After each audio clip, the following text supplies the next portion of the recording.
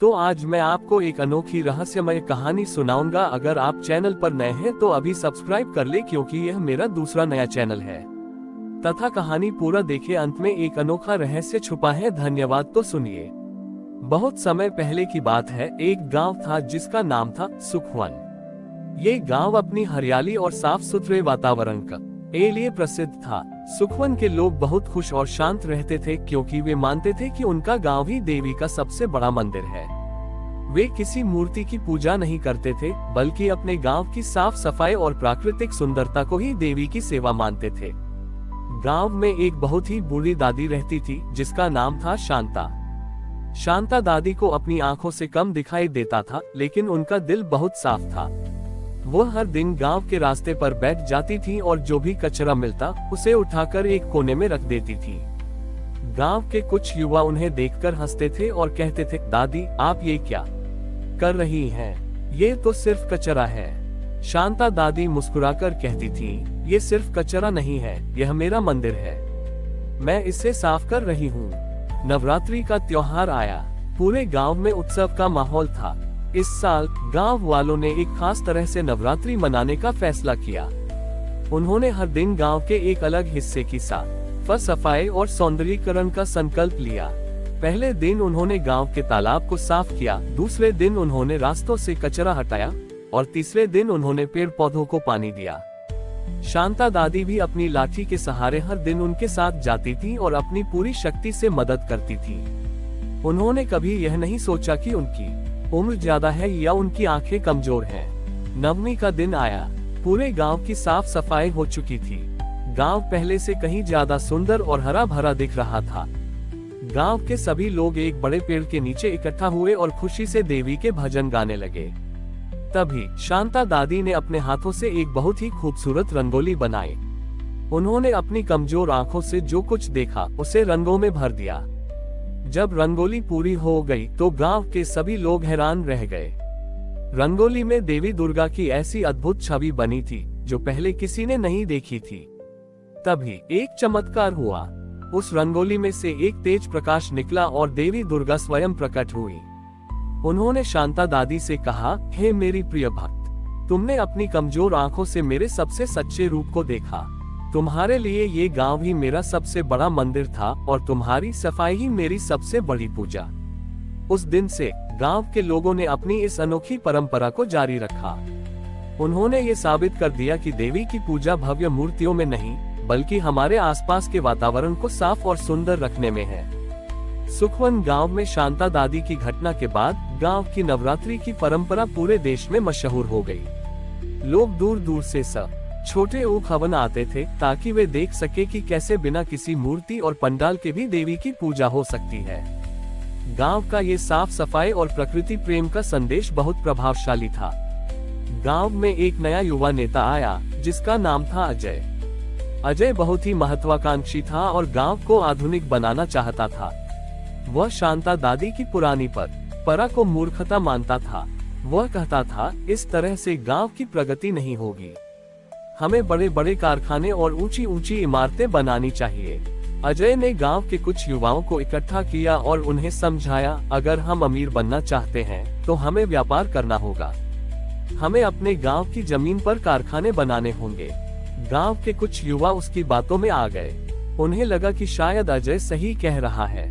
नवरात्रि का त्योहार नजदीक आ रहा था। अजय ने गांव के मुखिया के सामने एक प्रस्ताव रखा। उसने कहा, इस साल हम नवरात्रि में कोई साफ सफाई नहीं करेंगे।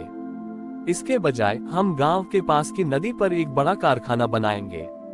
यही हमारी सच्ची प्रगति होगी। गांव के लोग दुविधा में पड़ गए। कुछ लोग अजय के साथ थे तो कुछ शांता दादी की परंपरा को नहीं छोड़ना चाहते थे। शांता दादी ने अजय से विनम्रता से कहा, बेटा, जो विकास प्रकृति को नुकसान पहुंचाता है वह सच्चा विकास नहीं है। प्रगति वह है जो हमें प्रकृति से जोड़ती है, न कि उसे तोड़ती है। लेकिन अजय ने उनकी बात नहीं मानी। उसने अपने साथियों के साथ मिलकर कारखाने का निर्माण शुरू कर दिया। नवरात्रि के पहले दिन जब गांव के बाकी लोग अपने गांव को साफ कर रहे थे, तो अजय और उसके लोग नदी को प्रदूषित कर रहे थे। नवमी का दिन आया। अजय का कारखाना लगभग पूरा हो चुका था। उसने बहुत गर्व से गांव वालों से कहा, देखो, यही हमारी सबसे बड़ी पूजा है। तभी एक भयंकर तूफान आया और नदी का पानी कारखाने की तरफ बढ़ गया। पूरा कारखाना पानी में डूब गया और सब कुछ बर्बाद हो गया।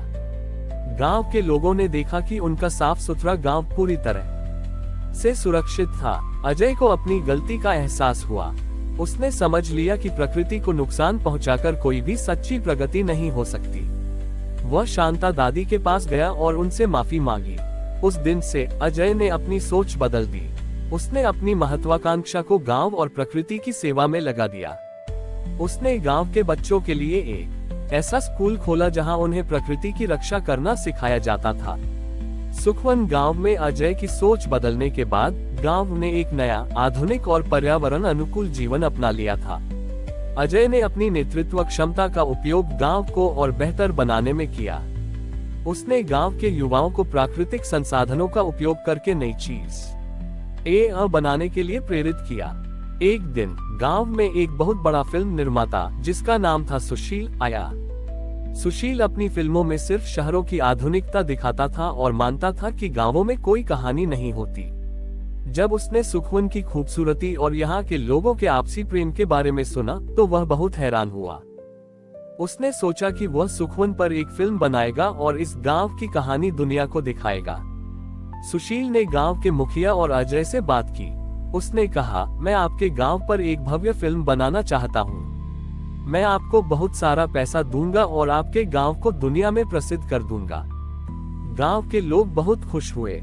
उन्हें लगा कि यह उनके लिए एक बहुत बड़ा मौका है। लेकिन शांता दादी और अजय दोनों को चिंता हुई। शांता दादी ने कहा, बेटा, प्रसिद्धि से मन का सुख छिन जाता है। अजय ने सुशील से पूछा, क्या आप हमारी कहानी को सच में दिखाएंगे या सिर्फ दिखावे के लिए? उद्धरण चिन्ह। सुशील ने उन्हें भरोसा दिलाया, मैं आपकी कहानी को वैसे ही दिखाऊंगा जैसी वह है। नवरात्रि का त्योहार आया। फिल्म की शूटिंग शुरू हो गई। सुशील ने गांव में बड़े बड़े कैमरे और लाइटें लगा दी। उसने गांव वालों को कहा कि वे अपनी सादगी और पर्यावरण प्रेम को दिखाएं। लेकिन धीरे धीरे सुशील ने कहानी को बदलना शुरू कर दिया। उसने दिखाया कि गांव के लोग कितने गरीब और पिछड़े हुए हैं और कैसे वे केवल देवी पर निर्भर हैं। उसने गांव की सादगी को गरीबी और पिछड़ेपन का रूप दे दिया। नवमी के दिन जब शूटिंग पूरी हुई तो सुशील ने सभी को फिल्म का एक छोटा सा हिस्सा दिखाया। गांव वाले ये देखकर बहुत दुखी हुए। उन्हें लगा कि उनकी कहानी का गलत अर्थ निकाला गया है। शांता दादी की आंखों में आंसू आ गए। तभी अजय ने साहस करके सुशील से कहा, ये हमारी कहानी नहीं है। हमारी कहानी सादगी की है, गरीबी की नहीं। हमारी कहानी पर्यावरण प्रेम की है, पिछड़ेपन की नहीं। आपने हमारी आत्मा को नहीं समझा। सुशील को अपनी गलती का एहसास हुआ। उसने महसूस किया कि उसने एक सच्ची और पवित्र कहानी को केवल अपने फायदे के लिए बर्बाद कर दिया था। उसने गांव वालों से माफी मांगी और कहा, आपने मुझे सिखाया कि हर कहानी को बेचा नहीं जा सकता और कुछ कहानियां इतनी पवित्र होती हैं कि उन्हें सिर्फ महसूस किया जा सकता है। सुशील ने अपनी सारी कमाई गांव को दान कर दी और अपनी फिल्म को दोबारा बनाया। इस बार उसने गांव की कहानी को उसकी असली भावना के साथ दिखाया। जब यह फिल्म दुनिया में आई तो इसने लोगों के दिल को छू लिया। सुखवन गांव की सादगी और पर्यावरण प्रेम की कहानी ने दुनिया को एक नया संदेश दिया। ये कहानी हमें सिखाती है कि सच्ची सुंदरता और पवित्रता को केवल दिल से ही समझा जा सकता है, न कि पैसों या दिखावे से। हमारी और भी आध्यात्मिक एवं अनोखी कहानियां देखने के लिए हमारे चैनल पर जाएं तथा धार्मिक एवं पौराणिक अनोखी कहानियां हमारे चैनल पर है। कृपया जाके देखें तथा हमारे चैनल को सब्सक्राइब करके रखें और वीडियो लाइक जरूर करें। धन्यवाद।